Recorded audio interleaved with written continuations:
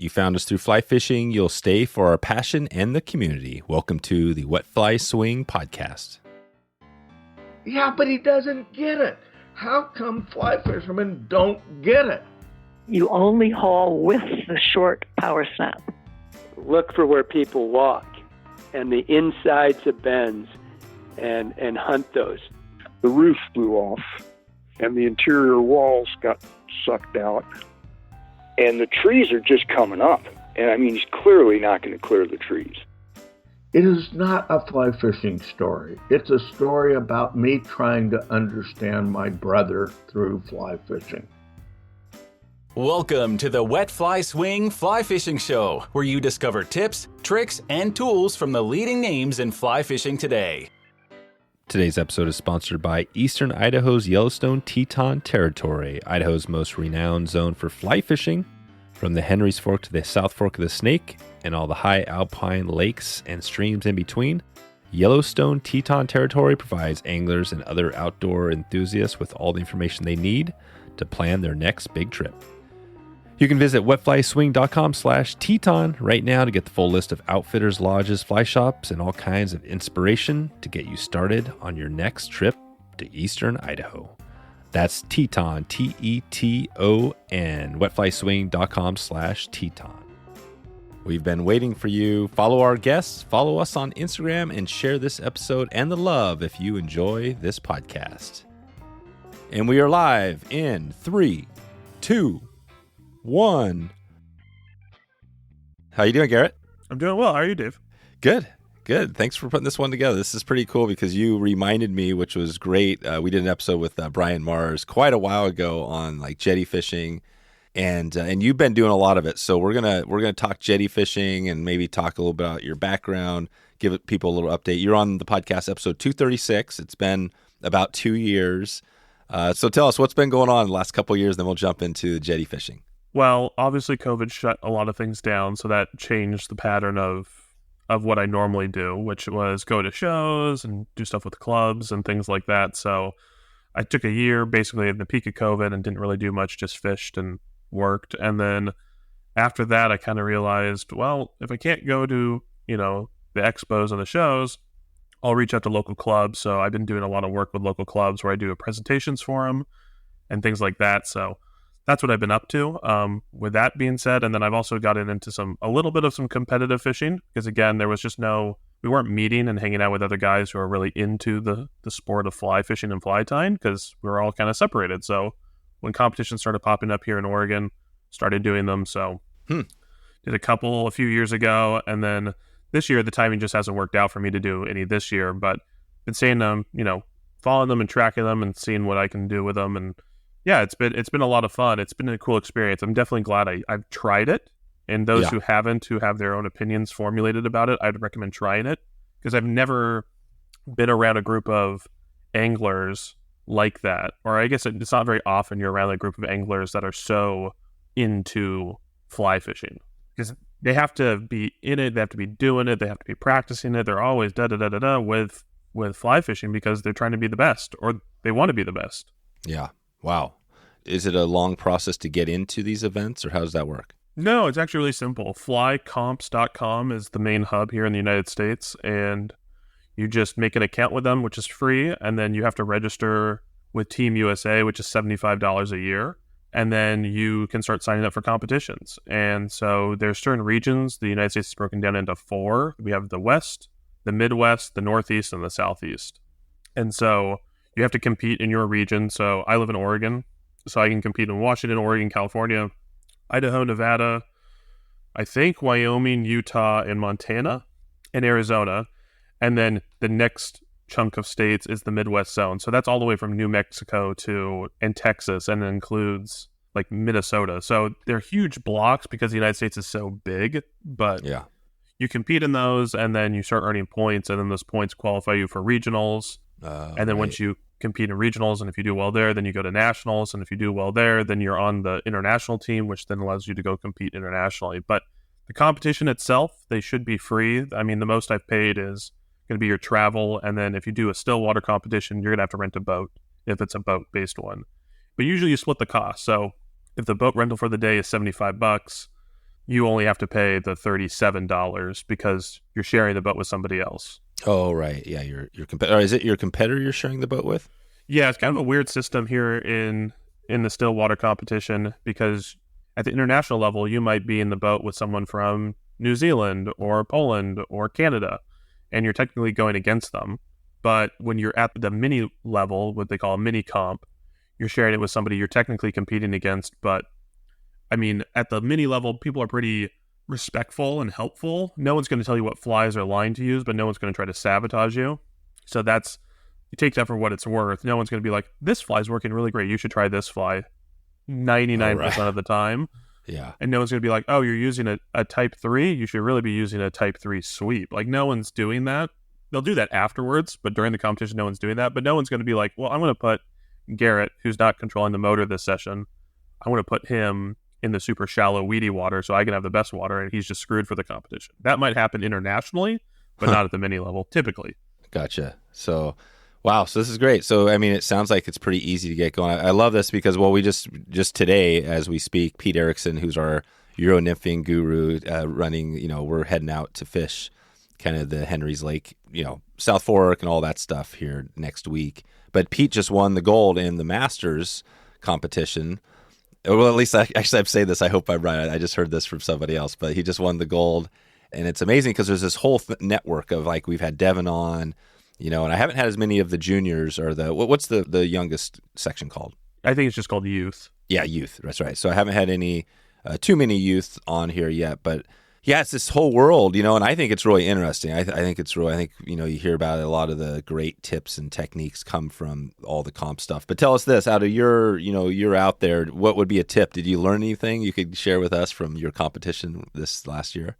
It becomes your full-time job when it comes to fishing, and that's part of the reason why I've pulled a little bit back from it. I'm glad I experienced it and got to participate in it, but I was going to do a river competition up in Washington this fall, and I had some car issues, and I decided to back out just because I wanted to make sure I was good with a vehicle. I didn't want to get stranded up in Yakima. So I backed out of it, but I was doing some practice for it on my local river, and it felt like I was going into the mines. It felt like it was just work, and I kind of had this realization where at this point, with everything being opened up and things being more, people are getting together and doing stuff. Like, I'm doing a ton of work with my local club. I'm the fly tying chair at my local club and secretary. So I host a fly tying night the third Wednesday of every month in the Linn Benton County area. We have it. I host it in Lebanon. Oh, okay. Is this all on in person, or is this online too? Yeah, all in person now. So everything's in person. So we have board meetings, and we have general club meetings and fly tying stuff. And when I go and do presentations, like I just reached out to a bunch of clubs here in Oregon, and all their stuff is in person. So we're no longer doing the Zoom meetings, which I think in a lot of ways is really nice, because in person I think has a different feel. I don't know if I talked about on my last episode, but when I learned deer hair fly tying, which is what I think most people would know me from, what really put me over the edge was I was watching a lot of Pat Cohen's DVDs, and I was getting it a little bit, but then when I sat down and actually tied flies with someone who stacked deer hair, things clicked a lot better. Oh, right. So there's that. Online stuff works fine, like it bridges the gap enough, but in person really changes it. Yeah, it's never as good. That's the thing about it. The in-person obviously is for sure the best. The nice thing about the Zoom stuff and everything is that it allows you to, and Rick Hafley said this when he, I'm sure Rick, when he came on the podcast recently, he talked about that. But he does these things all around the country. So for him, Zoom has been huge because now he doesn't have to travel to Cleveland to do a session with one of his local groups or one of the groups out there. He can just go on Zoom, and it's, it's not as good, but it's close. Right, and it also tends to be more affordable for clubs. So clubs tend to, at least out here in the West, they don't charge a ton for your yearly membership. So if you want to pay someone to come out, I mean, if you're paying a guy from Minneapolis to come out to Albany, Oregon, you probably are going to have to cover their flight. You're going to have to put them in lodging. You got to cover some meals, and you got to pay for their time. And so that bill can stack up, where if it's a Zoom call, you're just paying for their time. Yeah, that's a good point. So a lot of clubs, they made it a lot more accessible to be able to do Zoom for that reason. But the in-person has just a different feel and a very different charm. Fly fishing clubs tend to be dominated by a lot of the older generation. And so sometimes the technology can it's almost more harm than good at a certain point. So I'm glad we're doing stuff in person again. It's nice to go back out and do that stuff. It's fun to meet people, shake hands, put faces to names and stuff like that. That everyone's, most people don't have a studio grade setup in their house. So it's, things sound a little clearer, things make more sense. It's easier to ask questions. Gotcha. Things like that. This is good.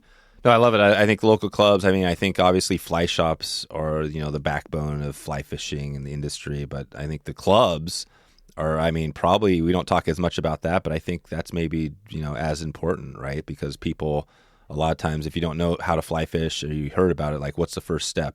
Going to a club. Would you say going to a club or a fly shop is kind of equal, or would you say if somebody's brand new, where would you send them? Well, our club works with our local fly shop. So my club's called the Linn Benton Family Flyfishers. You can look them up online. And then we partner with our local fly shop, which is Two Rivers Fly Shop. And so if you go to the fly shop and you say you're a new person, the owner of the fly shop says, well, you should join this club, because then you have people that you can fish with and tie flies with and communicate with. And then the way we are symbiotic is then we'll send people to his shop. So when I do my fly tying night, I send the shop owner, which I've been friends with for years now because I've just been going there for almost, I think it's 15 years now. Who's the owner of the run in that shop?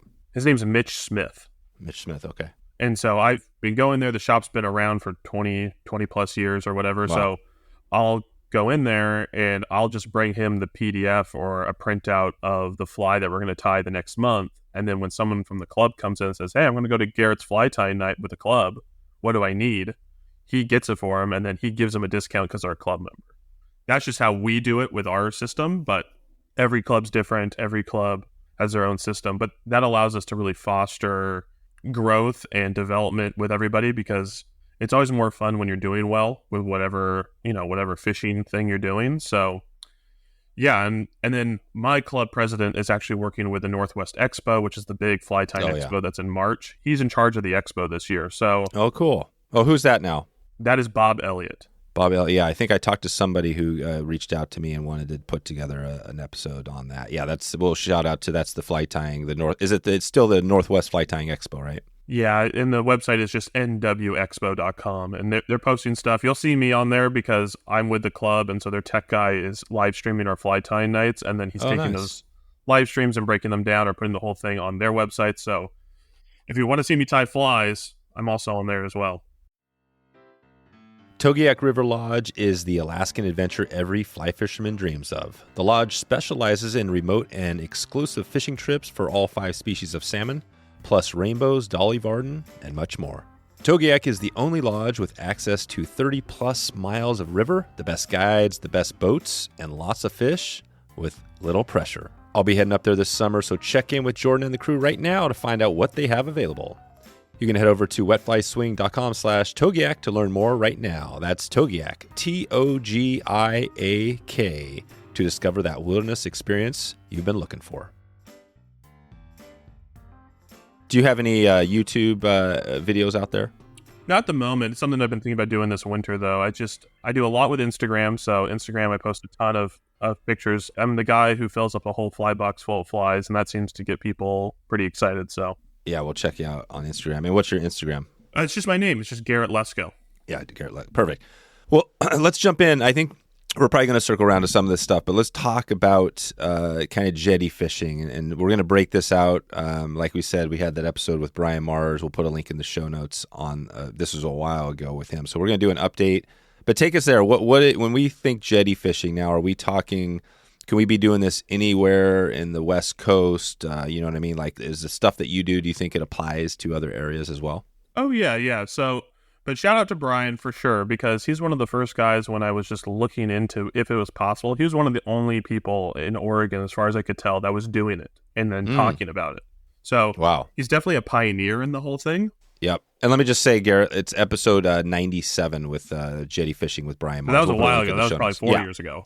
That was 2019, so it was 4 years ago. Yep, there you go. So yeah, it was.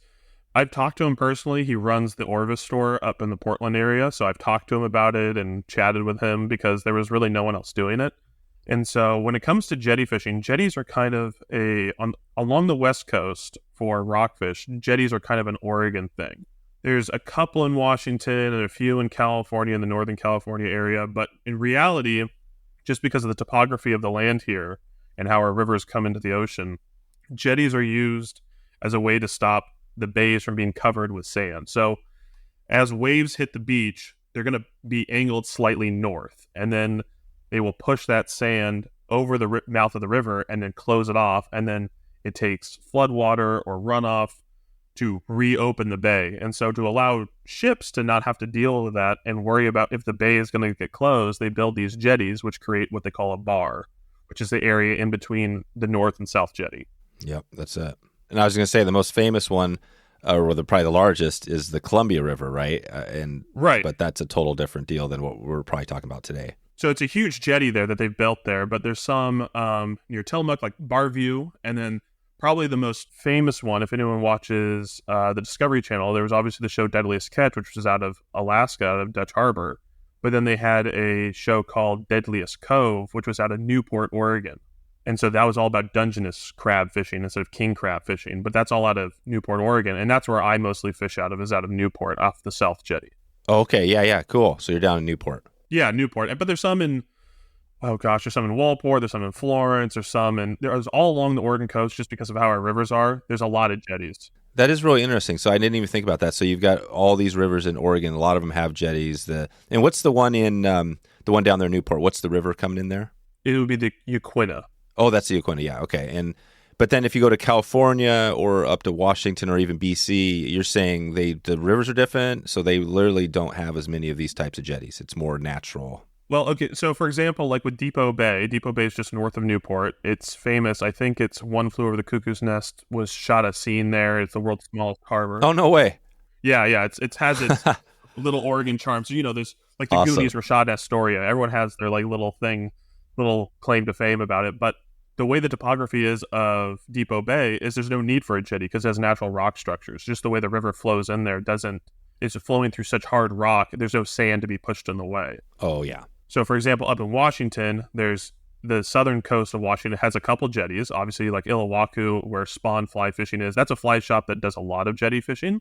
But there's like some around in southern Washington. But when you get north, you're in the Sound. So it's not the same kind of ocean as just the Pacific Ocean. And then California, it gets really cliffy. So there's not a lot of harbors and bays down there. And then when you get down south, the ocean's just not as rough. There's not, if you're in Los Angeles or San Diego, there are jetties down there for sure to like create harbors and bays and marinas and things like that. But it's not like Oregon has these really long, very rocky jetties that are with huge rocks and are very easily accessible. Some let you drive right on top of them. Some let you drive right next to them. So Oregon has that specifics. I'm not saying this stuff doesn't apply to what we call natural rock structure. Like you could fish out of Depoe Bay, but you're not fishing off of a man-made jetty. You're fishing off a natural rock structure. And that's the idea here, is that the cool thing about these jetties is it allows you to good access, and then the fish kind of love them because it creates like a deep like cover and things like that. So is that kind of how it works? Absolutely. So just like if anyone's seen the aerial views of like Dubai, and they have those like the islands that they built out of sand, where they have like the world, which it looks like a projection of the world map, but it's islands made out of sand, and they have other designs in Dubai that, it's not great because you're doing this man-made structure in the ocean, but it is good because you're creating basically a synthetic ecosystem for marine life. And so, yes, the jetty stops the natural flow of sand moving up and down the coast, and they have to dredge the bar in between the two jetties to make sure that there's no sand gets in the way there. And they have to do this man-made maintenance, but the benefit is if you've created this, basically, I don't want to say reef, but you've created this structure that is a fish magnet. It attracts plankton, which attracts the bait fish, then which attracts the larger fish, and it makes it really easy to get access to them without having to have a boat or try to climb over rocks or off of cliffs or anything. I mean, where I fish, I can unlock and lock my car from where I stand. I'm 150 feet from my car at most. That's amazing. You got the doors open, music playing, that You sort of could. thing. Right, not quite there. Yeah. We joke about that because we have the turtle box and some of these things out here, right, that you hear about. Oh, yeah, and if you were hanging out there and you want to spend the day, like, sure, why not? I mean, as long as you're, the thing is the nice thing is there's not a lot of people doing it, so you're not going to see a ton of people out there. Right. Are there a lot of people, so there's not a lot of people fly fishing. Are there many people using conventional gear out there? There will be, typically. I mean, there's a few guys that will be out there, especially during the daytime. And so you'll go out there and you'll you could see upwards of like maybe 20 or 30 guys, but the South Jetty, I think, is like 1.5 miles long total from tip to tail kind of thing. And it is just not, I mean, I joke about it. You could have 300 guys out there fly fishing and no one would ever cast into each other. Oh, wow. This is great. There's so much room. And so it's really great if you want to have like a camaraderie and fish. And so I'm part of a Facebook group. I'm a moderator on there. I didn't start it, but I'm a moderator on the Facebook group called Oregon Saltwater Fly Fishing. And it's basically just about jetty fishing. It's guys posting about jetty stuff and asking questions about it. And I try to do a meetup and a fish along once or twice a year during the summertime on the jetty. And that way, people who are interested, who want to kind of DIY it, can come and DIY it with us. And that allows it, there's plenty of room. We can line up 8 guys and no one feels crowded. So it's really nice. Unlike where, like, if I brought 8 guys to even the Deschutes River, which isn't a small river, you start feeling a little cozy really quick. Yeah. Yeah, you would. You would. Wow, this is great. So there's lots of room. So how do you, let's just break this out. Like first you have this giant jetty. Where do you start? How do you know where to find these fish? What fish are we talking about here? Okay, so we'll start with how do you find fish? So as I said, most jetties are a north and south deal because you have to create a shipping lane in between them. And so usually one jetty is going to be your deep jetty and one jetty is going to be your more shallow jetty. So essentially the topography is, does the rocks just go straight down to the bottom, or is it going to be more of a gradual plane out? You want the jetty that goes straight down. You want the deeper jetty. So in the case of Newport, that's the south jetty. But in the case of Barview, up near Tillamook, that's going to be the north jetty. So you just have to know that either from talking to people like me, or you can get apps or find topography maps or different barometric maps and figure out which jetty deepens out the fastest. That's the jetty you want. So that's step 1. And then step 2, the fish that you're going after is, the quick answer is you have no idea. Oh, really? You really have no idea. So most fish you're going to catch are going to be black rockfish. That's going to be your main quarry. And then your next probably most common fish is going to be the copper rockfish, which just looks like the black one, but it's brown. And then you have the chance of things like cabezon, which is, the way I describe it, it's a rock with fins. But they have a short season here in Oregon. They open July 1st and close, I think, at the end of September. So it's a really short season for them, but they're very sought after. People really want a cabezon because their main food is crab and shellfish. Oh, wow. And so their meat tastes like crab and shellfish. Amazing. So people really want them. So they have you can only keep one a day, I think, and they're short limit. But so cabezon, then there's other sculpin. There's things like an Irish lord, which is a type of sculpin. It's just basically a giant sculpin that's bright red. It's a cool looking fish. And then there's obviously kelp greenling, and then the main greenling that everyone's after, which is the Lingcod. Lingcod are very rare. They come in the springtime, and springtime is like February, March, April kind of time. And they'll come in shallow to spawn, and they can get kind of aggressive when they do that. The issue with Lingcod is they have very sharp teeth. So to land them is very challenging, and they're also very strong. So on a fly rods are really good for fish that run distances. They're not really good for fish that you need to lift. And so Lingcod and rockfish and saltwater fish out here on the Oregon coast, those are fish you have to lift. And so you really have to put the wood to them and try to pull them in, because the way to describe it is you're fishing over the top of their house and then pulling them into their house, and you have to stop that from happening. And it's really, really tough.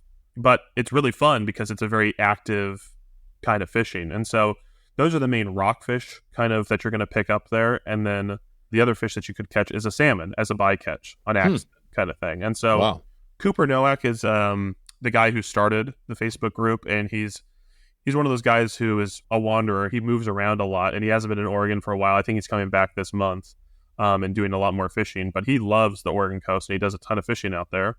And he was kind of famous in the local area because he was out there just fishing off the jetty, threw a cast out there. All of a sudden, the line came tight, and it just started burning drag, and it was a Chinook.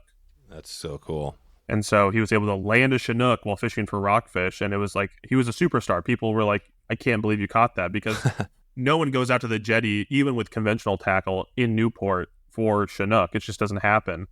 And so the best guess that we've come up with is it was just chasing herring, and it came a little bit too shallow and saw a blue and white fly and just decided to take a gamble on it. Yeah, because those Chinook or salmon are coming in, probably staying in the channels and just shooting through down up the jetty. Right, because they're following herring or squid or shrimp migrations. And so in the case of, in the summertime, we have a lot of herring that move through in the early summer. And so that's our guess, is that herring were coming in and they were just chasing the herring, and he just got really lucky. Right place, right time kind of thing. We've got Daniel on today from Northern Rockies Adventures. He's here to share some of the Northern BC, some fishing tips today. How you doing, Daniel? Excellent. Yeah, today I'd like to talk about why I love to fish for Arctic grayling. Nice. Yes. An Arctic grayling are a species that I love catching. It's been a while. Up in Alaska was the last time I was out for them. They're this amazing, beautiful, colorful fish. So tell us why you love grayling. Yeah, I just can't stop fishing for them. They're always so keen to take a fly, and they put on one heck of a fight for their size. They're incredibly feisty. I kind of call them our little northern sailfish, just based off of the beautiful dorsal fin that they have. They're just an excellent fly fishing species. They slurp dries. They'll go for nymphs. Even in the choppiest rivers, you'll find them. Yeah, that's awesome. Well, we're going to be following up with you, and we've got an episode with you coming up here December 20th, 2023. The Founders episode will be episode 540, so if anybody's listening in the future, they can check that out and get the full story. But we're going to be doing some more of these little short snippet intros as well. So until we talk to you again, Daniel, thanks again. Thank you. Well, looking forward to it. Well, when you're out there fishing, so you're not thinking specifically... Well, talk about that. How, like, flies, gear, like design of your flies. Are you, what sizes? Yeah. Like, so I talked about this. I wrote a blog post on my website, Oregon Fly Tying, about design for rockfish. And what I found is the main quarry for rockfish is going to be baitfish. They're after baitfish of some kind, and so that can be smelt, sand lances, anchovies, herring, perch, something that they can target. That's their main thing. They'll eat anything, just like a freshwater bass would. Whatever gets near them, they'll eat it. So you're looking for flies in that 2 to 4 inch range, so nothing too big. And then probably the tried and true fly, the fly that everyone, that I don't want to say I can guarantee success on, but is the most confidence I can say, is a Clouser. Yeah, Clouser minnow. You can tie it with deer hair, but deer hair tends to be fragile in the coast. The thing I tell people as far as like safety and about the ocean, everything's sharp, everything's slippery. Even if it doesn't look sharp or slippery, just assume it is, because it probably is. I mean, everything. There's barnacles on stuff, there's jagged rocks, there's algae, there's seaweed, there's something. I wear studded boots when I'm out there. Huh. And sometimes it's even too slippery for studded boots. Wow. So it can be dangerous, right? Because you don't want to fall off that jetty. Right, because the water on the Oregon coast is not warm. It is very cold, and depending on the time of year you're going, it can be really cold. And so just know that. And so deer hair, being a natural material, flows really nice and catches a lot of fish, and people love deer hair. I'm tying up a bunch of deer hair Clousers for a salmon trip I'm going on later this fall. So you're doing deer hair, not bucktail. Oh yeah, bucktail, yeah, as your Clouser material. And it performs really well, but it's not super durable. So what I've switched to, I would say 90% of the Clousers that I fish are going to be synthetic. And so I want to use what they call SF blend or Steve Farrar blend. It's a polypropylene material that has flash blended into it. Oh, nice. And so I add more flash to it because the bait fish tend to be very silvery and very flashy. So you really can't do too much flash typically. And so if I had to pick one color of a Clouser to tie and or to buy, it would be a white and chartreuse Clouser. That tends to be the bread and butter kind of Clouser. And then if you're going to tie your own, use a good hook, use a Gamakatsu, use an Arex, use an owner hook, use a good hook, because these fish don't have soft mouths. They have very hard mouths. And then have, I tried for the first time when I was going out there years ago, I was using lead eyes because that's what everyone uses for Clousers.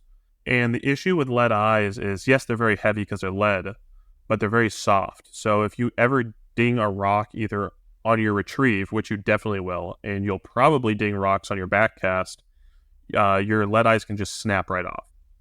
And then all of a sudden you have a fly that you think should be sinking at a certain rate is now no longer sinking at that rate because it doesn't have the lead eyes anymore.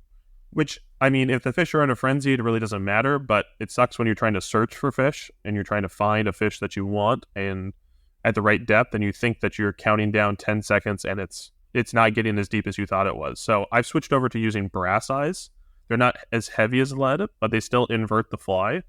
So when I tie a Clouser, I'm using brass eyes on those, and I just buy the largest ones I can get my hands on, which I think that makes them 4.5 millimeter eyes. So they're big, but I mean, the fish aren't picky when they're really going after stuff. But a Clouser's a good go-to. The other flies I would have on deck would be, I mentioned spawn fly fishing up in Milwaukee, Washington. They have a fly called the Jetty Worm. And so it's a cool fly. It is mop chenille for the tail. It is flat diamond braid for the body. Then it's a mixture of rubber legs, semi-seal, synthetic seal dubbing, and a schlappen collar for the collar. And then they have their own proprietary tungsten bead, which is a football-shaped tungsten bead. This fly's tied on a jig hook. And that's awesome, and the tungsten beads look great, and they're really, really heavy, and I think they're fantastic. The problem is they tend to be pretty expensive, and people really want them, so sometimes the size you want might not be in stock. So what I've done in the interim is use the same brass eyes I use on my Clousers, and then just a lot of lead wire. Okay. So, and I'll put a link out, Spawn Fly Fish. I see they have some videos and stuff too, so we'll get a link out to them in the show notes. And so basically you're putting a lot of weight on your fly. I mean, that's the idea. Or are you also using, with fly line, talk about that. How are you, let's walk us through. So we got the fly now, talk about the line, the rod, and then how we get down to the right level. Okay, so flies, those two are probably my go-to, and then if they're ever pushing bait, the other fly I'll use is a Finesse Gamechanger, and that's kind of something I've discovered with my fishing. And a Finesse Gamechanger doesn't have any weight at all, but when they're really pushing bait, they're usually close to the surface. Last time I was out there, I had them busting anchovies basically at my feet, so they'll bust bait fish just like any other saltwater fish would, and you'll see them busting them on the surface, and it's when they're in the eating mood and they're busting schools of fish, you can throw whatever you want in there. But when they really think, when they're in a fish-eating mood, they're really hungry, and you throw something that looks like a fish, like a Gamechanger, you get some of the most back-breaking, walloping takes you've ever had. It is incredible to be pulling a Gamechanger and have a fish that weighs maybe a pound. It feels like it's going to break your rod. Like it is, they eat it like it owes it money. It is incredible. So if you're looking for a really good take on a fly, use a Gamechanger. That's not the go-to one. That's kind of, once you find the school of fish and you're fishing for them and they tend to be pretty active, you can switch to that. But Clouser or a Jetty Worm is going to be your searching flies. Okay, so those are your flies. And talk a little bit more now. Take it to the fly, to the leader, line. Maybe start us with the line and then talk about getting the gear so we're ready to get to the right level wherever they are, and talk about how you find them. Yeah, so I've heard of guys using 6 and 7 weights. When I first started doing it, I used a 7 weight, but the first few fish I caught on the 7 weight, then my immediate thought was, I am undergunned for this fishery. So I would definitely use an 8 weight. 8 weight tends to be the really sweet spot. Okay. So an 8 weight, I use an Echo Boost. I guess it's called the Echo Boost Blue, but it was the Echo Boost Salt at the time when I bought mine, and it's an 8 weight, and it is an awesome rod. If you're looking for a very affordable mid-tier rod that casts awesome, that's your rod you want to go with, in my opinion. Yeah. Some guys like the Redington Vice, some guys like a TFO Mangrove. Some people have their own rods, or I guess like the Sage Salt HD is a great rod as well, but I really like that for the price point and what I'm doing. That Echo Boost Salt is, or Echo Boost Blue in an 8 weight is the rod I would go with. And then when it comes to a reel, you don't need a reel that can handle a running fish. So you don't need, it's not like going after steelhead or anything like that. You're going to be stripping every fish in. You're never going to be putting them on the reel, because if you try to put them on the reel, they've already buried themselves in the rock and you've lost the fish. Yeah. As soon as the fish eats, you have to start stripping that fish in aggressively for 2 reasons. One, it's going to want to bury itself in the rocks, flare all its fins, and get jammed in there, and you'll just break the fly off. The other reason is, what I experienced last time I was out there was seals. So if you hook a fish, the seals immediately go, oh, we got to get on this, and they'll chase it down. Oh yeah, I was out there, the last time I was out there, I got there, and my girlfriend tagged along. She was just tagging along just to hang out. And she was sitting on the rocks reading and watching the wildlife go around. And off in the distance around the North Jetty, I saw this little pod of seals. And I went, oh, that's kind of cool that they're just kind of cruising around looking for like a buoy to hang out on.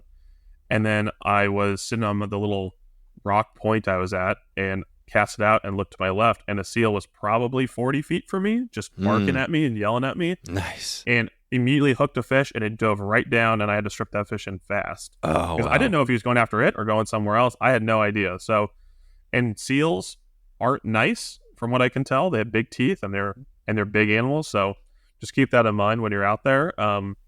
So you got to strip the flies in fast. So you're not putting any fish on the reel, but you do want a decent reel because you are in the saltwater. So I use the Redington Behemoth, but that's just a personal preference of mine. A Lamson would be great, an Able, any other Redington reel, any Sage reels, whatever reel you want, it's fine with. If it's not a saltwater safe reel, so it's not a sealed drag system or a saltwater safe materials, and even if you do have those, I would always recommend you should rinse your reel out at the end of the day. So when I get home from fishing, the first thing I do, the only thing if I can, because usually when I get home it's late, I will just take my reel out, take it to my kitchen sink, spray out both the reel and the spool, make sure you get into the backing just so there's no salt anywhere on it, and then I just put it on my dish rack and I put it back together in the morning. Because you don't want that salt getting in there, causing corrosion, and then making the life of your reel go from, it could be years like my reels are because I'm taking care of them, or it could be a trip or two and you got to get a new one. Right. Cool. So reel, rod, and we're talking 9 foot 8 weight. Is that lengthwise? Yeah, 9 foot 8 weight. That's going to be your standard. And then your line, like in most fly fishing applications, is your most important part. So the backstory on fly lines and jetty fishing is here in Oregon, guys have been doing it for years and years and years, but they tend to do it with 2 different lines before modern lines. And the 2 lines they used to do it with was just a general uniform sinking fly line. And the issue with those and why people started hating jetty fishing and hated fishing lines like that was those lines are expensive because they're a full integrated fly line. And if you get one that sinks at 5 inches per second, the whole line itself will sink at 5 inches per second, which means that the line that's at your feet that's in 1 foot of water around the rocks that I've already explained are incredibly sharp Not good. and incredibly slippery. That line is sinking at 5 inches per second in 1 foot of water. By the time you get your fly back, that line has worked its way around every barnacle, mussel, and jagged piece of that rock, and you'll break your fly line. Not your leader, but your fly line. Right. So are you not using a stripping basket?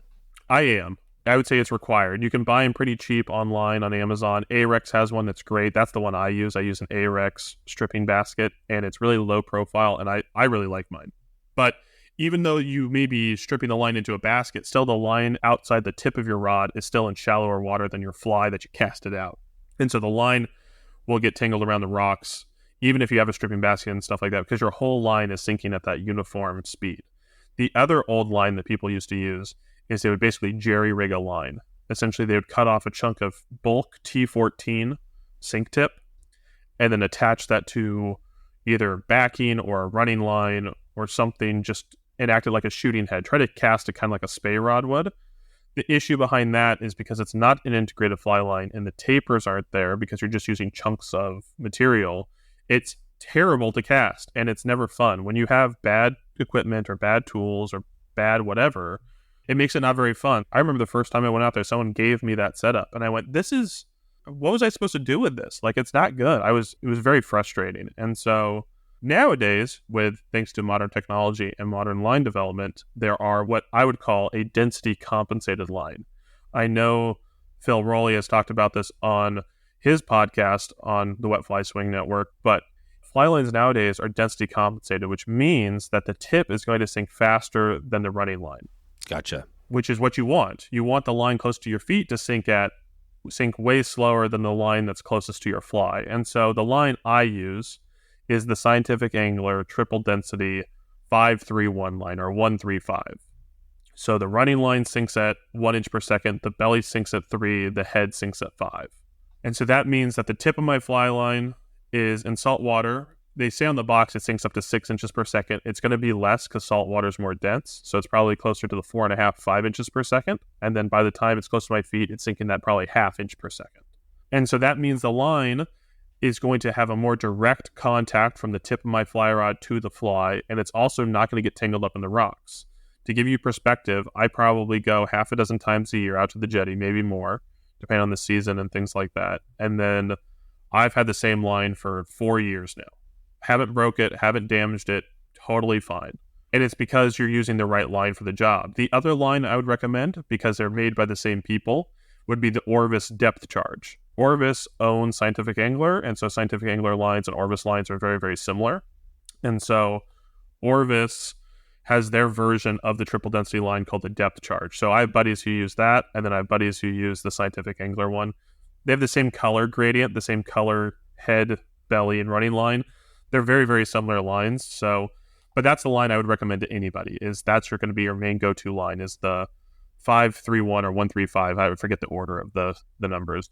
Yeah, I see it. It's the so we're talking about the sonar for the SA Sonar Titan 3D. I think it has intermediate, and then it's Sync 3, Sync 5. Yes, that one is my go-to line. I think I love scientific angler lines in general, and that's just another great one of their setup. So yeah, that's good. So that's intermediate. And remind us again on that. So it's from the fly up, you're going to have like Sync 5, Sync 3, then back to intermediate, or is it the other way around? Exactly. That's the idea, that the section of line closest to your fly is sinking the fastest. Yeah.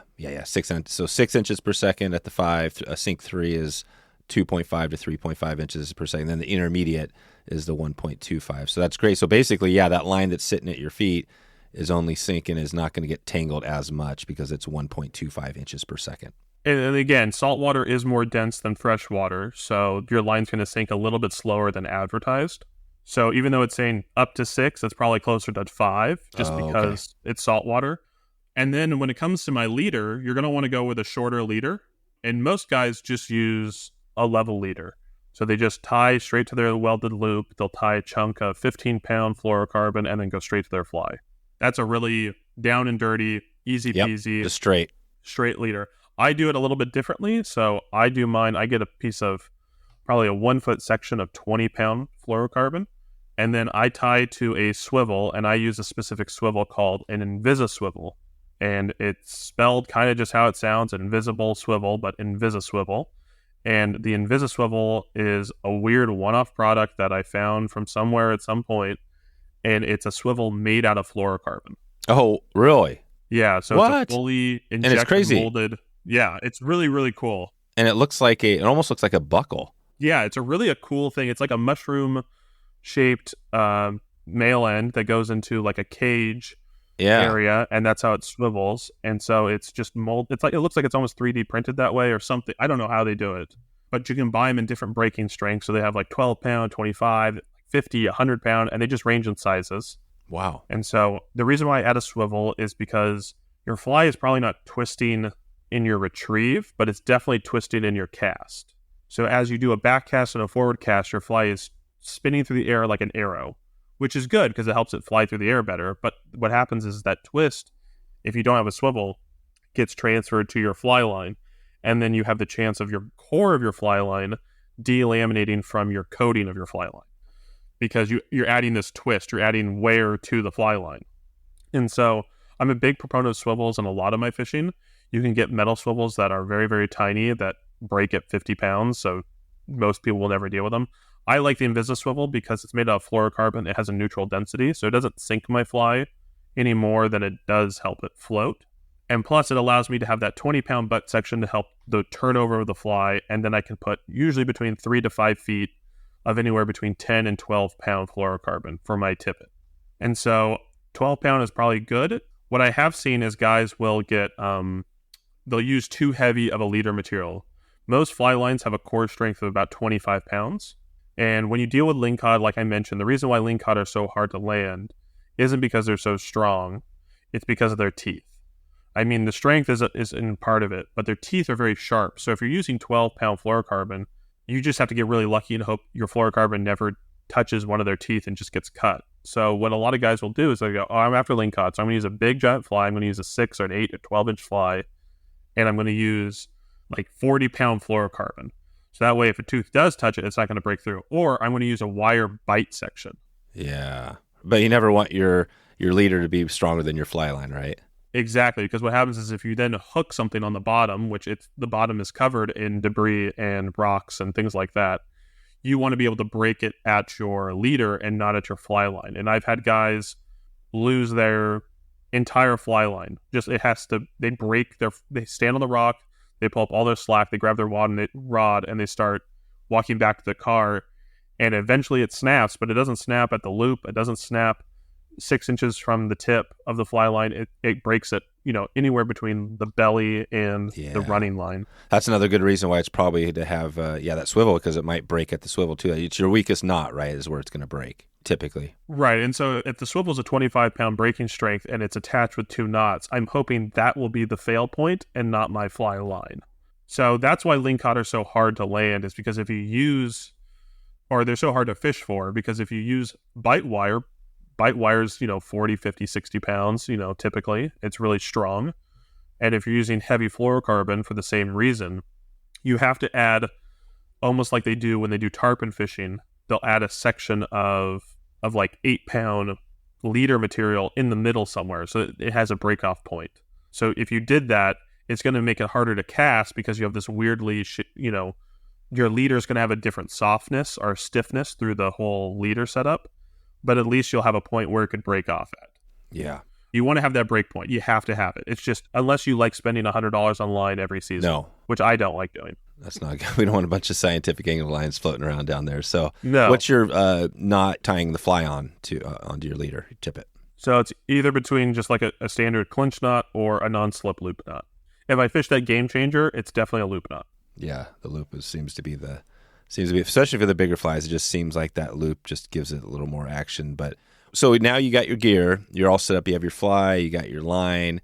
Now talk about, you're sitting there on the jetty. Where are you standing on the jetty? Are you like going over the top, down near the water? How are you doing this? And then, are you casting straight out, straight down? What are you doing?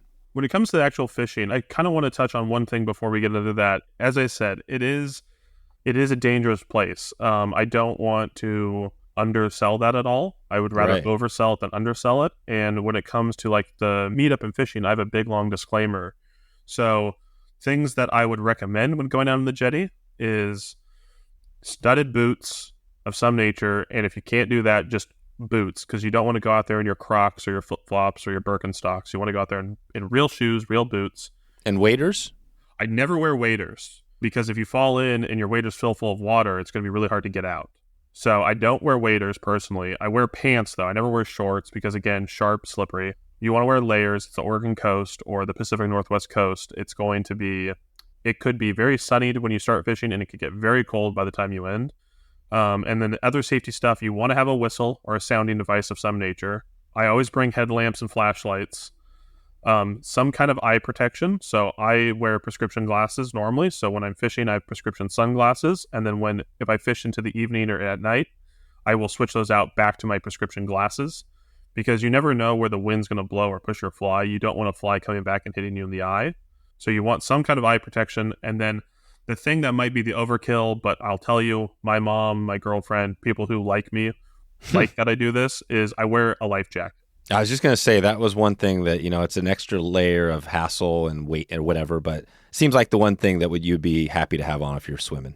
Right. And then I also bring glow sticks that I'll break one if I'm there late at night, and I'll stuff it into the life jackets just so if I'm fishing with anybody, or even if I'm not and I'm fishing with nobody, at least someone can see me if I'm hollering and if I fall in or something like that. I've never fallen in. I've never gotten close. I don't take those kind of risks, but you never know. You might be there. Yeah. If you did, and where you're at, you're depending on the tides. If you got a strong outgoing tide, we'll talk about that here in a little bit. But yeah. The tide you could be out in the ocean in a matter of seconds, probably, right? Right. A big shrimp boat could come by, wash a wave up, knock your footing out, and then you're just in cold Pacific Ocean water. And it's nice to have something to help you float. It's nice to have something that helps people see you. And then, as I said, the sounding device, the whistle, is a big deal, because then people can hear you from everywhere. So treat it like you're on a boat, even though you're not. And I wear my life jacket the whole time, and I look like Mr. Safety Man out there, but I rather be safe than sorry. And then the benefit is I got a nice life jacket where it has lots of pockets on it. Yeah. So I'll put some of like the number one flies I'm going to use in one pocket.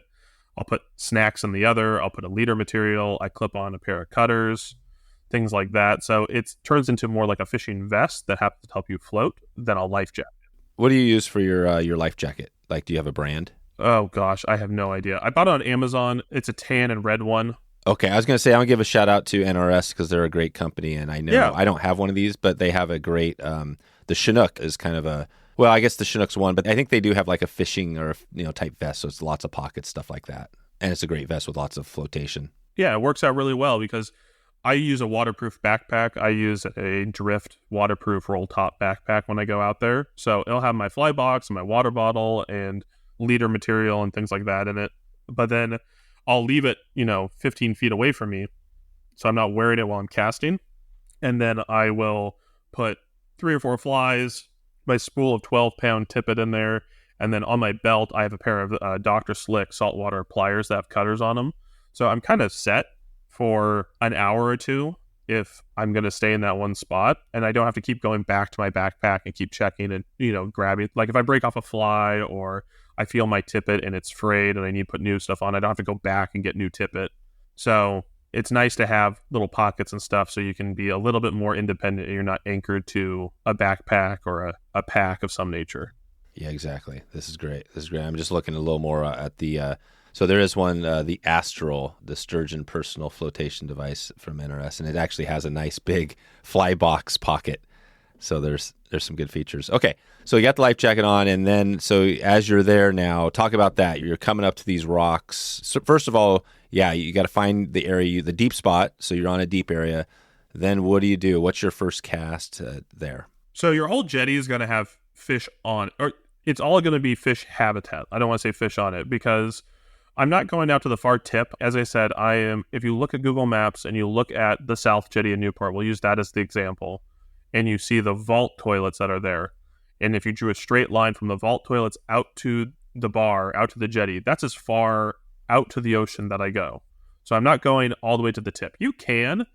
The problem is the jetty wall gets very, very, very steep, and then you don't have any back cast, which means you don't get a cast as far, but the fish usually aren't that far out.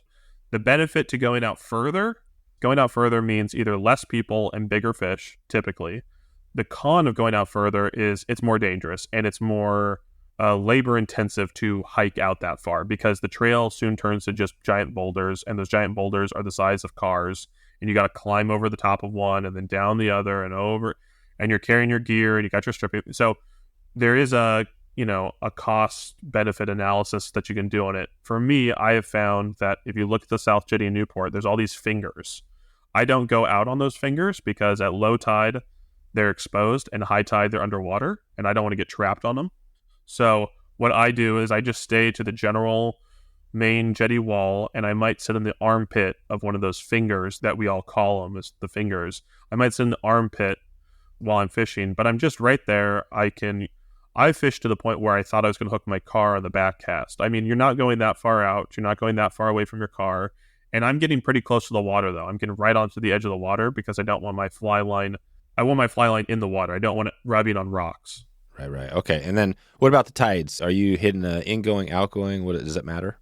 So everyone has their preference. And I say this in my presentations that I do for clubs, or if I talk to somebody, anything about it. Every guy you talk to is going to have a different rhyme and reason to their tides. Some guys are going to want to go high slack, low slack, outgoing, incoming, a high differential, low differential. Everyone has their rhyme and reason.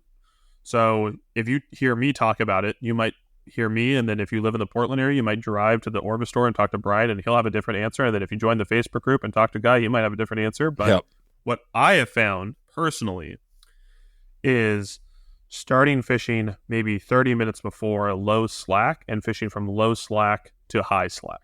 So fish low to high. And the logic I have behind that is when you have the water going from low to high and then you have the river pushing water out, you have ocean water pushing in, it tends to mean that the water that you're fishing in is not ripping one way or the other. It tends to be very stagnant, more like a lake. Gotcha. And so that's my logic behind it. The downside to it is when you start fishing, it's the lowest.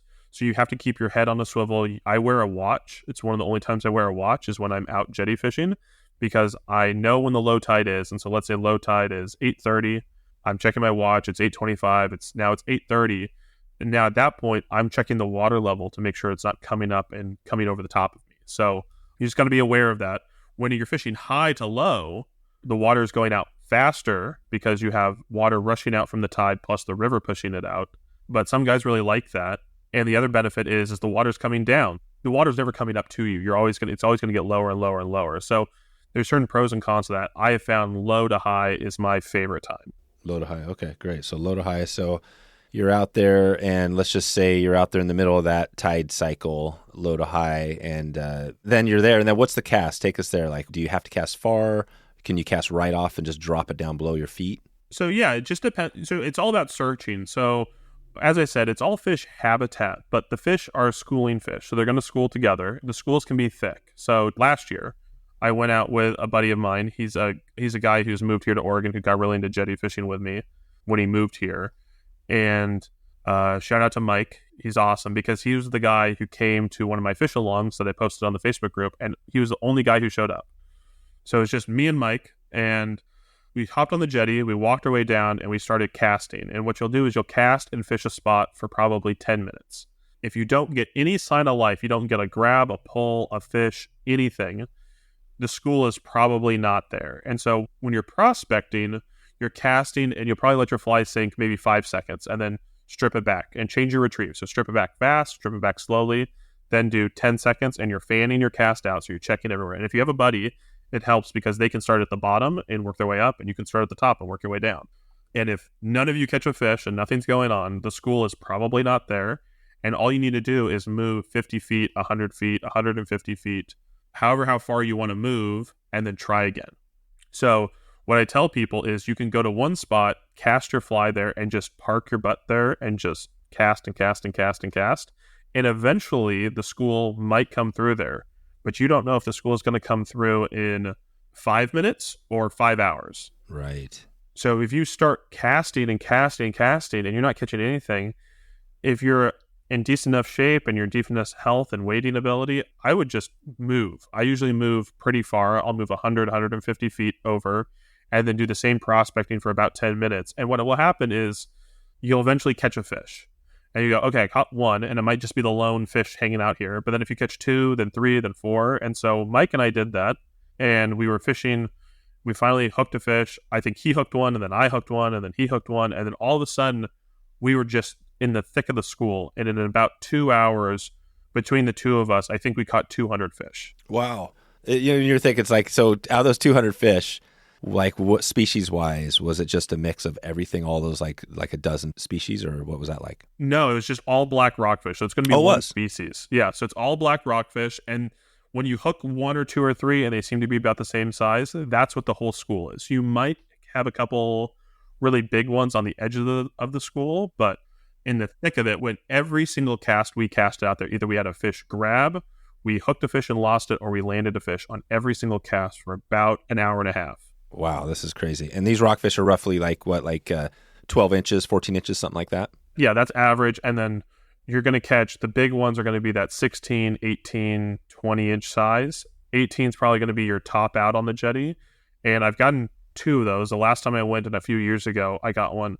And they are, an 18-inch rockfish is probably pushing 3 pounds. Dang. And it is probably strong enough to break an 8 weight if you're not careful. Wow, this is sweet. And can you kill some of those rockfish? Yeah, in Oregon this year, and you got to check every year. So with us recording this podcast in October, the season's not closed. It's open year round, but the comfort of the season is kind of closed. It's going to get really cold and windy and stormy and rainy out there. So most guys don't brave it because any wind over 20 miles an hour is going to be really hard to cast in. A good indication is if you see seagulls flying and they are having to struggle to fly against the wind, it's probably going to be too hard to cast it.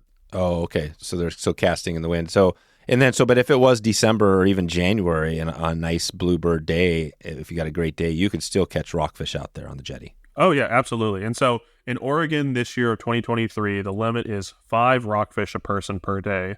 And only one of those during cabezon season can be a cabezon. And you can keep 2 lingcod.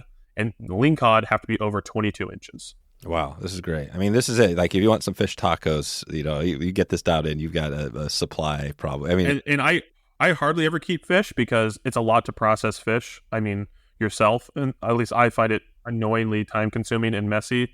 But my girlfriend's mom was coming to town, and she's from the Midwest. So when we went out together, we kept a few fish. That way she could have Oregon rockfish while she's in Oregon kind of thing. I thought that'd be kind of a fun deal. And yeah, incredible fish tacos. They're great with pasta. They're great. They're one of the better eating fishes in Oregon because it's a very firm, mild white meat. Yeah. So they're great. Yeah, it's great. No, I can see it, man. I can see it out there. You're out there. You got the the kids there hanging out.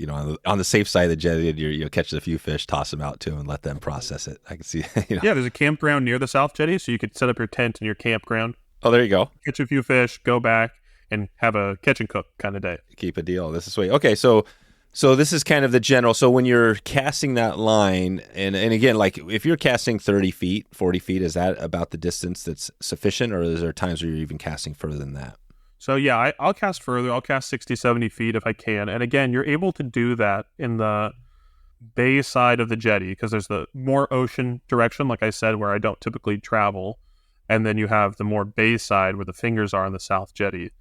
Just using the South Jetty in Newport as the example. So if the tide, it's going from low tide to high tide, and you're sitting there and the tide's basically going, the tide's coming in, but the river's going out. I mean, when you cast, are you kind of casting it based on that, like either casting, east or west or north or south to try to get your fly, or does it really matter? You just cast it out there, let it sink and do it? Right, because the water's not moving very much. You just let it sink. Now, when you have an outgoing tide plus the river's pushing water out, your fly is almost going to swing. So you're going to want to cast upriver to let it sink down to depth and then strip it back. Okay. So you're kind of swinging the fly, for a lack of a better term. And then depending on how fast that current's going, you might need a heavier sinking line. You might want a 3-5-7 line, just because if the current's moving so quickly, it's not going to allow your fly to sink into the zone, or by the time it sinks in the zone, it might only be in the zone for a couple seconds. And you want it in there as long as you can. So for me, when I'm casting, I have plenty of back cast room, so I can cast really far. And because I'm using an integrated fly line designed for the rod, designed to cast the flies I'm casting, I can do that. I can cast really, really far if I want to. But I've gone out there with the Fish Along group, and there's guys out there who had never, ever, ever cast an 8-weight before, and they're casting 20, 30 feet, and they're still catching fish. A really good way to get fish up closer to you is, so I do a lot of fishing at night. In Oregon, there's only a couple places you can fish at night. So you can fish Miller Lake, which is in southern Oregon. I think there's one other lake you're allowed to fish at night, and then the Oregon coast lets you fish at night, according to the Department of State Fish and Wildlife. So when you don't really get that opportunity to fish at night, I use the jetty for it. So if I can time sunset and low tide at the exact same time, that is a primo time for me. And a really good way to get fish to get up closer is to use a lantern or a floodlight. Oh, wow. So I have a Milwaukee Flood Light that just uses, the Milwaukee batteries in it. But I've seen guys use like Coleman lanterns and run propane. I've seen guys just use LED Harbor Freight style lights. You can use whatever you want. And you put it down close to the water and you just shine it in the water as bright as you can get it. And it just sits there, and what it does is it brings in plankton, which then brings in anchovies and smelt and herring to eat those, and then the big fish will come in to eat those. And I have found that you don't really catch more fish, you just catch fish closer. And can you see them? Can you actually see them? Is it that close? Oh, yeah. I've seen it where you're pulling your fly in, and just like in Stillwater where you're supposed to fish the hang. Yeah. You'll hang your fly there, and they'll come up and grab it, or they'll miss it, or whatever. But you can get them up like right at your toes. This is cool. It only happens really at night. You can't really, obviously, when you have the sun, it's really hard to compete with the sun. So the floodlight doesn't do much. But in the evening, the fish are nocturnal. They're much more active in the evening. The downside is you're not going to catch any lingcod. Lingcod are not active at night. Oh, okay. So you're only going to catch rockfish.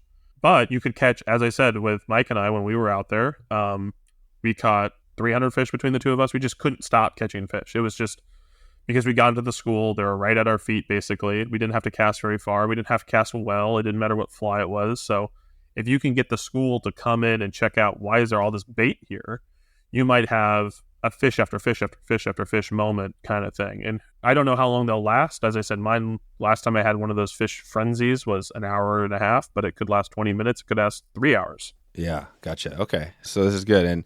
And then on the inches per second, again, let's talk about that. So you're trying to get to that level. I mean, there's different depths, things like that. But if you're out there, do you just start with, okay, I'm going to do a 5-second count and then do strip in and talk about the strips, and then also do you do different like 10 second, 15 seconds to get to that right level? How do you know when you're at the right depth? Yeah, it's trial and error, doing the second countdown. I usually do it in 5-second increments. And you're just in there, you're just enjoying the views, looking at the lighthouse, looking at the bridges, looking at the jetty, looking at the boats going by, count 5, start stripping in. And sometimes when you start counting, by the time you strip in, you already have a fish on. They've taken it on the drop. Yeah. What's your strip look like? It's evolved over the time. It just kind of depends on what the fish want. But typically, what I have found is if the sun's still up, the fish are going to be low and deep. So I'll probably let it sink 25 seconds. So really deep. Start at the bottom and work my way up. If I get there and it's, sun's out and that's kind of the situation. And then I'm stripping back slowly. And what will happen is you'll feel the bottom. You'll start feeling your fly go over a rock and then drop off a rock and then come up a rock and go drop off a rock and slowly work its way up to you. The downside is you could hook something and it's a rock and you have to break your fly off, or you hook some kelp, or you hook something that's just too heavy and it breaks your line. But the benefit is you will learn, if you do it enough and start fishing it enough, you'll actually feel the fish pick up the fly, and then you just strip set and you'll just feel it. The Jetty has done a few things for me as far as just translating into other fishing. Is allowed me to fish crayfish flies way more effectively for smallmouth, way better. So I can actually cast the fly into the rocks with like a sink tip line in a river like the Umpqua or the Willamette or somewhere like that. Fish the crayfish fly, let it sink to the bottom, and just scoot it over rocks. And I know what a rock feels like and what a fish feels like, just because you get lots of practice at the Jetty, where maybe in the river as you're drifting down you may not get as much practice. And so that's really helped my fishing. And then the casting, for sure. When you cast at night, you can't see your line roll out and roll forward. You just can't see your cast. And so you have to depend on feel alone. And when you're feeling your line, load your rod, and then responding to that feel, you end up casting a lot better when you're casting in the daytime. So, but yeah, when it comes to casting out, you're casting out, and I'm doing a very slow, long strip and just feeling stuff. That's with like a Clouser or a Jetty Worm or some kind of heavy weighted fly. Yeah, so you're not having to strip, like do any sort of like fast strip or mix it up. Sometimes that works. Sometimes when they're really active, summertime when the water's a little bit warmer, like end of August, that kind of time, that can be more effective. But most of the season, most of the time, it's a slow strip. And then as the sun goes down and as it gets dark, they get a little bit more active and a little bit more happy, and you can go a little bit faster. And then when I'm fishing something like a Gamechanger, you want the fly to perform the way it's designed. So you need it to swim and kick, swim and kick, swim and kick. So you're doing a hard strip with a pause, a hard strip with a pause. And they'll almost every single time eat it on the pause. And when you go to strip it again to give it more action, that's when you get this like Mack truck hitting take, because they've really already eaten it, and then you're just backing into it, and then they're pushing back on you, and that's what you're after. And when you're fishing slower and you're more so dragging the fly along the bottom, the fish are just seeing your fly, they're nosing down on it, and then just sucking it in. You can feel them suck it in. Oh, you can. And what is the feel? So once you feel them hit it, what's the set look like? It's, instead of it being like a very solid lock, it's more of like it almost feels like it's stuttering. The fly's stuttering, I guess is the best way to put it. And then you're going to want to strip set. Yeah. Just kind of hard or just kind of average?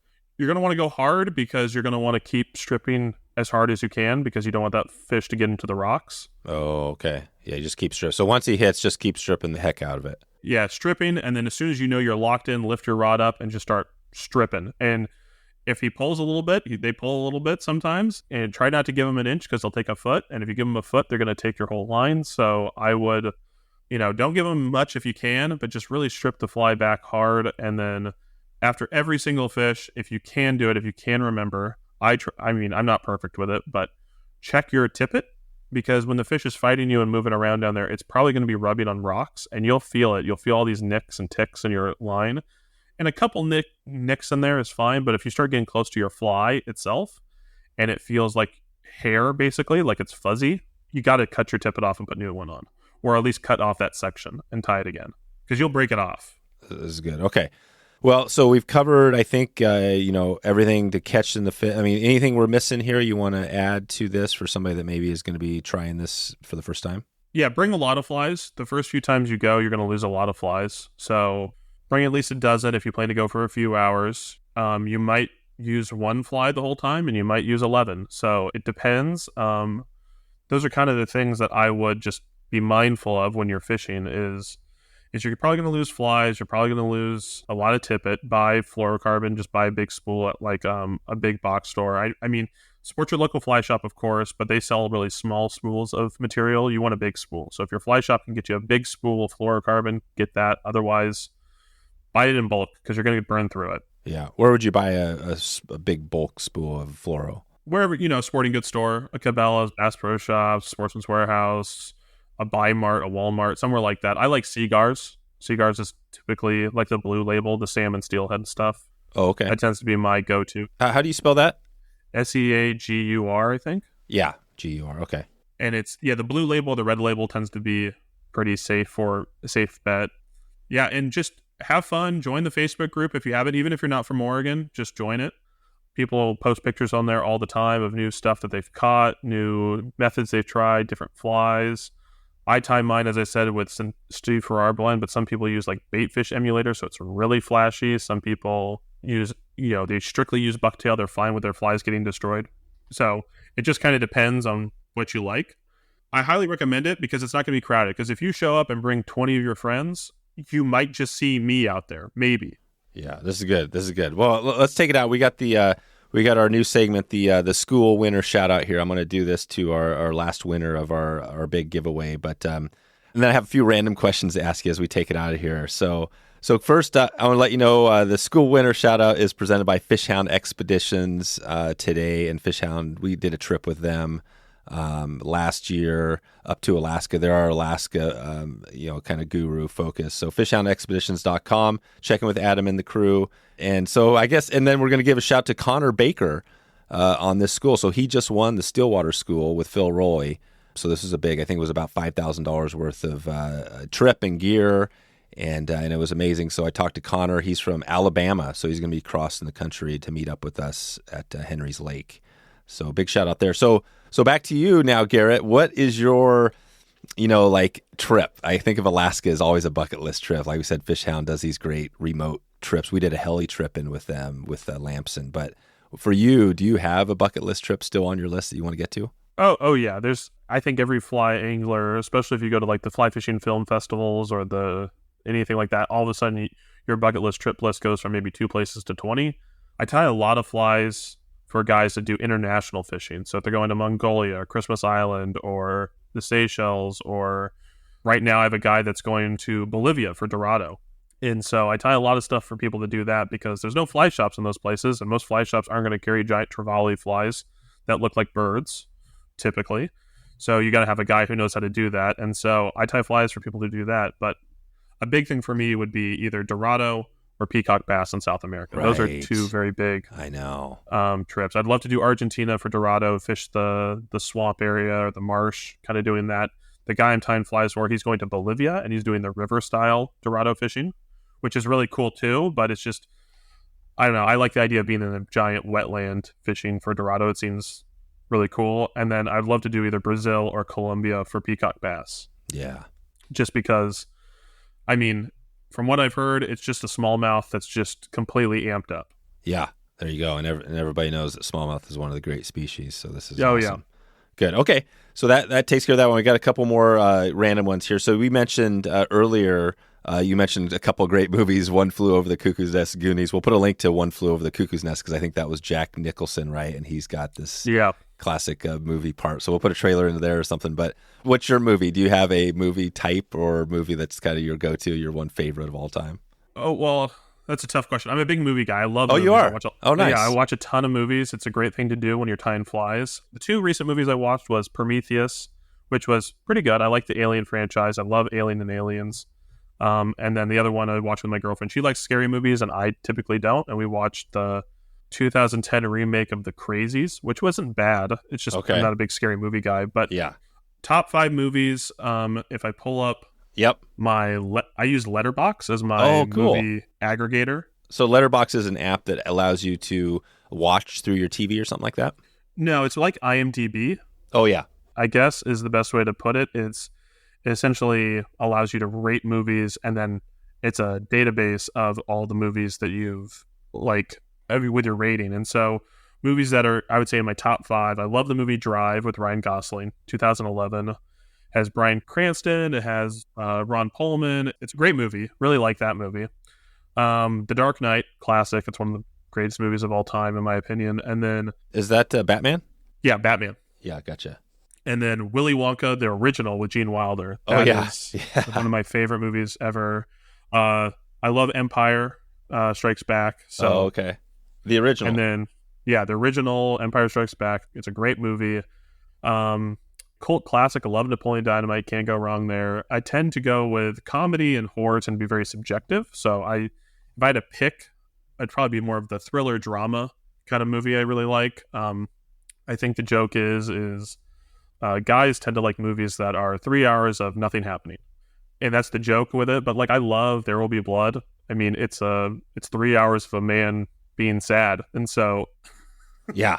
But it's a really good acting and story and all that stuff. But yeah, I try to watch a lot of movies. Yeah, good. Okay, this is awesome. We got a nice list of movies to check out, and some of those are definitely classics.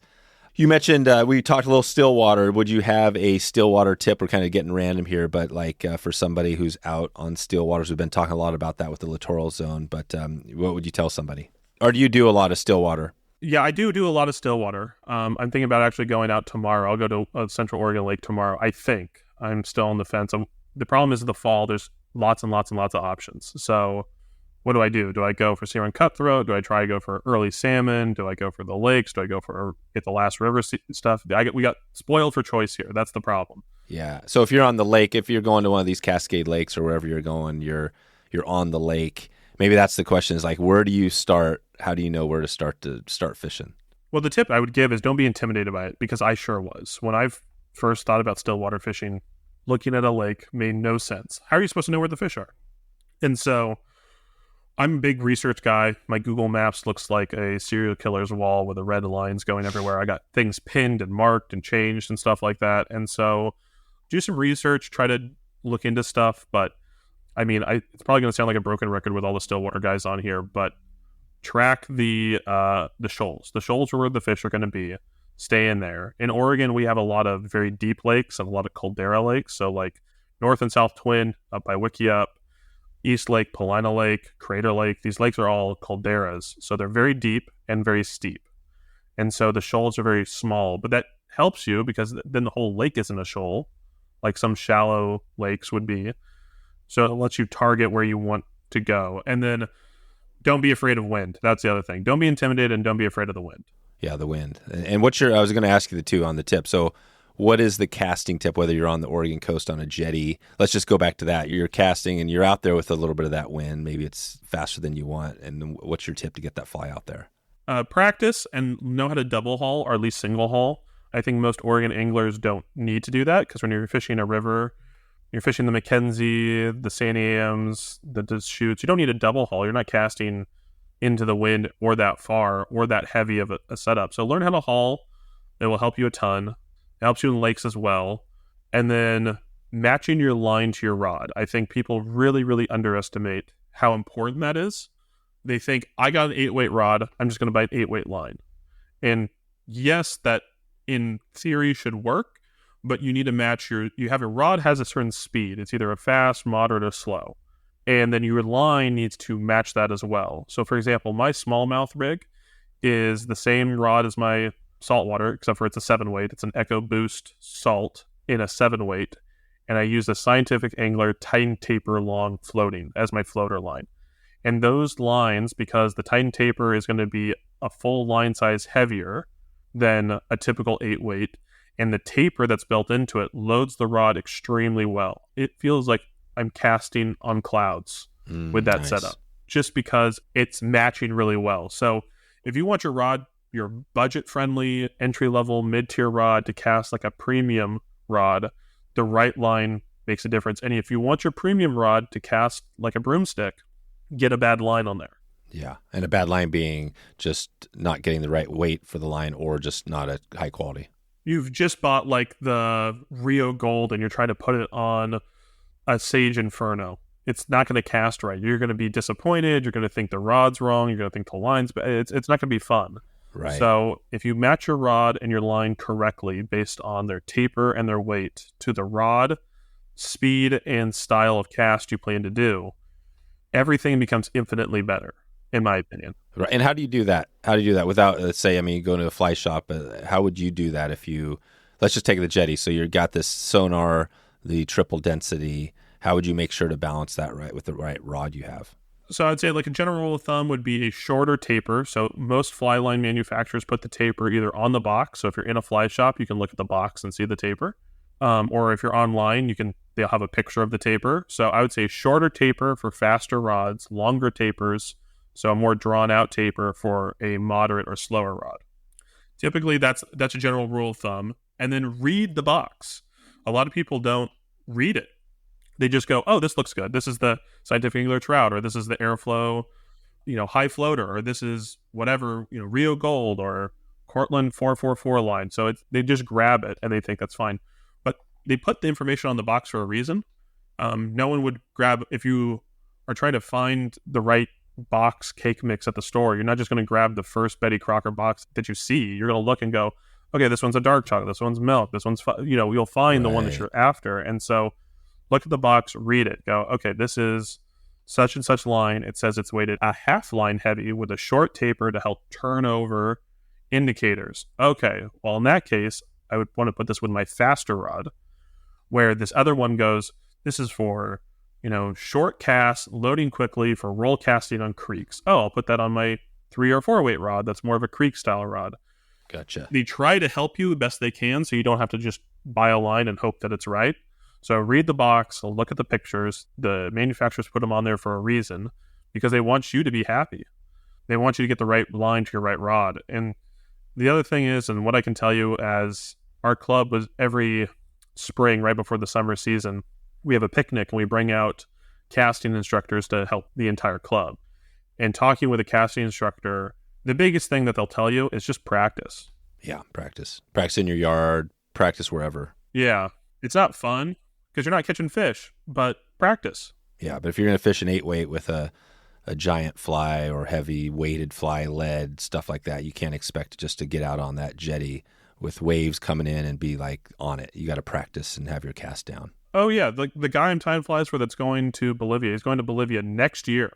So it's not like it's coming up in a few months. It's next year. And he goes out and takes the flies that I've already tied for him and he puts a kiddie pool in his backyard and he casts into it with his 9 weights because he wants to be able to shoot 50 feet of line, even though he's been told he only needs 40, but he wants to be able to shoot 50 feet of line accurately with the flies that he's going to fish with the rod, with the line, which is nobody does that. So it's nice to see that. That's great, though. That's an awesome tip. Yeah, I love that. I love the kiddie pool tip. That's it. And then put a little pipe plate in the somewhere in there to see if you can hit it right on the pipe. Yeah, put a hula hoop so you get a little bit more accurate. Do something like that. Practice. Yeah, practice. Good. Okay. All right, Garrett. Well, this has been great. We will send everybody out to OregonFlytying.com if they have questions or maybe want to get some flies for you. Do you have any capacity there? Or like if somebody wanted some of these flies tied, maybe some of these saltwater, anything, would you have capacity to do that? Or is that a long? Oh, yeah. You reach out to me. I'm happy to help you with that stuff. I do. The most recent order I tied was for Euro nymphs, so I'll do Euro nymphs. I've done deer hair stuff. I've done saltwater stuff. As I said, probably the most exotic one was a guy going to Mongolia, and I tied him giant rats from Mongolia. Mongolia. God, this is great. Awesome. So we'll send out there, and then we'll just keep in touch with you on everything you have going. And thanks again for coming on here, Garrett. This has been a great one. I think this is definitely going to inspire, a lot of people, I think, to get out there on the jetty, stay safe, and probably catch some amazing fish. So thanks again for all your time today. Absolutely. It was my pleasure. It was a blast. That is a wrap. You can grab all of the show notes at wetflyswing.com. And please follow us on Instagram and share this episode out with someone you love. Please send me an email, dave@wetflyswing.com, if you have any feedback or want us to put together an episode on this podcast for you. Check in anytime. I hope you enjoyed this podcast and would love to meet up with you on the water. We have new fly fishing schools going all year long and all around the country. So if you want to connect, let's do it right now. All right, time to get out of here. I hope you have a great evening. I hope you have a great morning or great afternoon wherever in the world you are. And I appreciate you for stopping by and checking out the show today. We'll talk to you soon. Thanks for listening to the Wet Fly Swing Fly Fishing Show. For notes and links from this episode, visit wetflyswing.com.